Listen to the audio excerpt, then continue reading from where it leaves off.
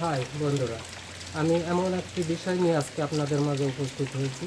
যে বিষয়টা হলো আমাদের প্রিয় নবী হযরত মুহাম্মদ সাল্লাল্লাহু আলাইহি সাল্লাম, তিনি ছিলেন একজন এতিম। আর এই এতিম সম্পর্কে অনেক মানুষ অনেকভাবে ব্যাখ্যা করেছে, অনেক বিশ্লেষণ করেছে।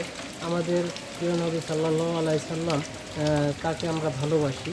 আর তিনি একজন এতিম ছিলেন। আর এই বর্তমান প্রেক্ষাপটে আমরা এতিম যারা আছি বা আমাদের মধ্যে এতিম যারা আছে, তাদেরকে যদি আমরা ভালোবাসতে পারি, তাহলে আমাদের নবী হযরত মুহাম্মদ সাল্লাল্লাহু আলাইহি সাল্লাম, ওনাকেই ভালোবাসা হয়।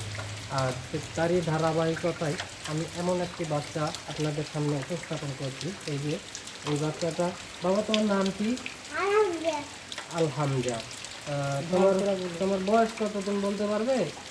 হ্যাঁ, 3 বছর। হ্যাঁ, এটা কে? বাবু। আপনি বলেন তো ওনার বয়স কত? 3.5 বছর। 3.5 বছর। আচ্ছা, তুমি কি তোমার বাবাকে দেখেছো?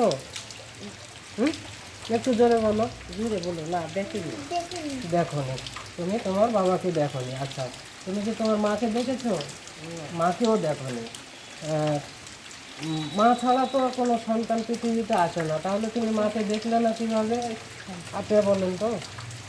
মা মা ছোট বাবা হামপুর ছাড়া হ্যাঁ, বুঝতে পেরেছি। বন্ধুরা, আপনারা বুঝেন, এই বাচ্চাটা যখন একবারে ছোট, তখন এই বাচ্চাটার মা মারা যায়। তাই উনি মাকে চোখে দেখলেও সে বলতে পারবে না যে আমি আমার মাকে দেখেছি। তো যাক, এই বাচ্চাটাকে আপনারা দেখতেছেন, এই বাচ্চাটার মা নেই, বাবা নেই। সে তার দাদির সাথে থাকে।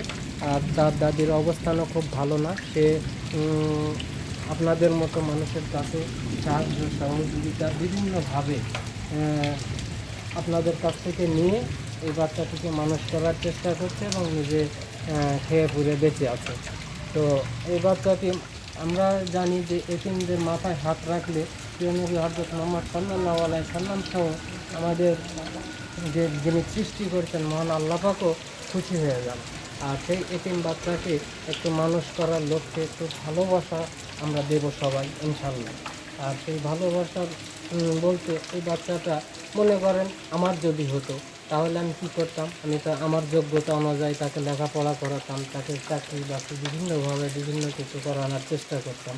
কিন্তু আজ দেখেন, আমরা সেটা থেকে এই বাচ্চার জন্য করতে পারতেছি না। কেন কেন পারতেছি না? সে আমার নিজের বাচ্চা নয়। আর তাহলে বলেন, আমরা আমাদের নিজের বাচ্চার জন্য যদি ভালো কিছু করতে পারি, তাহলে যারা এতিম আছে, অসহায় আছে, তাদের জন্য কিছু করতে পারবো না কেন? আর এই বাচ্চার ছেলে, এই ছোট্ট একটা ছেলে, 4 বছর 5 বছর বয়স, এই বাচ্চাটার মাও নেই, বাবাও নেই। তাহলে বুঝেন এই বাচ্চাটা কত কষ্ট এবং কত অবহেলিতভাবে আছে। তো যাক, আমি খুব বেশি কিছু বলতে চাচ্ছি না। এই যে পাশে দেখতেছেন বৃদ্ধ মহিলা, এই মহিলাটি এই বাচ্চাটার দাদি হয়। তো ওনার কাছ থেকে আমি জানতে চাচ্ছি যে এই বাচ্চা সম্পর্কে আপনি কিছু বলেন। এই বাচ্চা ছোট মারা গেছে বাবা। আমি কষ্ট করে চার লাইরা ভিক্ষা ভাঙ্গর করে খিলায় এখন মানুষ করি বাবা। এই যে আবার এসে পানি ভিজেছি বাচ্চা দেয়া। এই বাচ্চা রাখলে আমি খুব দুঃখ বাবা। আমার কষ্ট শেষ নেই। আমি কী করে খাই? চাইছি তা খাই বাবা। মানুষের কাজ কাম করে খাই, কাজ কাম করে খাই না। অসুস্থ অসুস্থ আছি তা খাই বাবা। আপনারা দয়া করে এই বাচ্চাটা তাহলে কিছু করেন বাবা। যাক, ধন্যবাদ। এই বাচ্চাটার দাদি আপনাদের কাছে কিছু সাহায্য সহযোগিতা চাচ্ছেন। যদি আপনাদের সম্ভব হয়, আমার ডিসক্রিপশন বক্সে আমার নাম্বার আছে, আমার সাথে যোগাযোগ করবেন। আমি ওনার ঠিকানা দিয়ে দেব।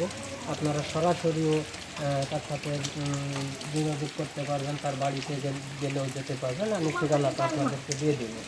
আর বাবু, আমি আপাতত তোমার জন্য এই মুহূর্তে, এদিকে আমার দিকে তাকাও একটু। আমি এই মুহূর্ত অবস্থায় আপাতত তোমার জন্য কিছু করতে পারতেছি না। তো তোমার যেহেতু লেখাপড়া করো, মাদ্রাসায় পড়তেছো, তাই না? মাদ্রাসায় পড়তেছো, তাই না? আচ্ছা, এই বাচ্চাটা যেহেতু মাদ্রাসায় পড়তেছে, এখন থেকে 1 বছরের লেখাপড়ার যা খরচ, এই খরচ আমি গ্রহণ করব। তুমি খুশি হবে তো? 1 বছর লেখাপড়া করতে তোমার খাতা লাগবে, কলম লাগবে, বই লাগবে, প্রাইভেট যদি করতে হয় প্রাইভেট পড়া লাগবে। এই যা খরচ হবে 1 বছরের মধ্যে, এই 1 বছরের মধ্যে খরচটা আমি দেবো, তুমি খুশি হবা? তুমি পড়বা তো ঠিক মতো? তো যাক বন্ধুরা, আপনারা একটু ওই বাচ্চাটার জন্য একটু দোয়া করবেন, এটাই আপনাদের কাছে চাই। ধন্যবাদ, সবাই ভালো থাকবেন।